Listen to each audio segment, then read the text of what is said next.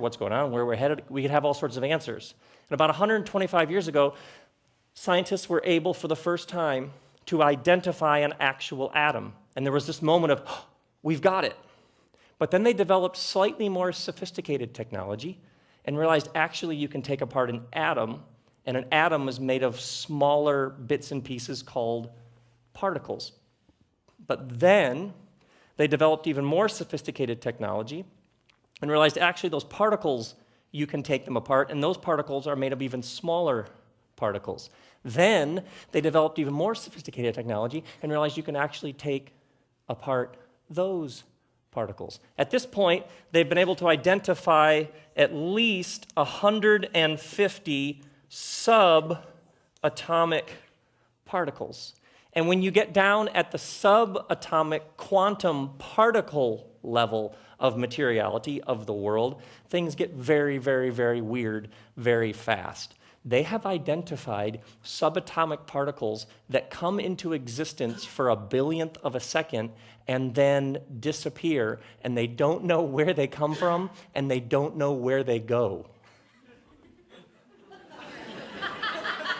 They have observed subatomic particles that leave at point A and appear at point B without traveling the distance in between. They have identified subatomic particles that leave at point A and travel to point B, but actually travel every single possible route from point A to point B, and only reveal which route they actually took when they're observed. Some of you have Apple Rainbow Death Wheel right now. You're just totally locked up. Now, as they kept going farther and farther and farther in, because forever, of course, the question was, where is the end of the universe? Like, do you at some point get to the outer edges of the universe and then you and Jim Carrey walk through a door, right? That was always the question. How big is the thing? But quantum physics raised this fascinating question, how small is the thing? Can you just endlessly take it apart? And what they're now saying essentially is that at the smallest particle level, particles are essentially bits and pieces of energy, and an atom is essentially a relationship of energy.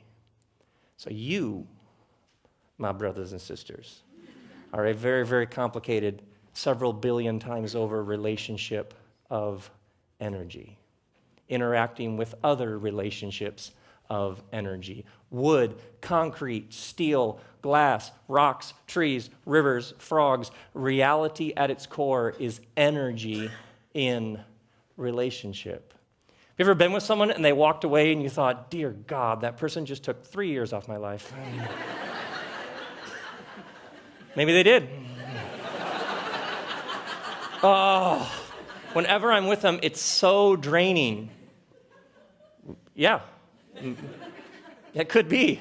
Like, no, actually draining. I feel like they just plugged into me and sucked the life out of me. Maybe that's exactly what was happening. Because in the modern world, we were taught that we are self-contained, autonomous human beings, correct? And so we had a conversation in which we exchanged words, and then we went our separate ways. But who knows what else is going on in the space between you? How many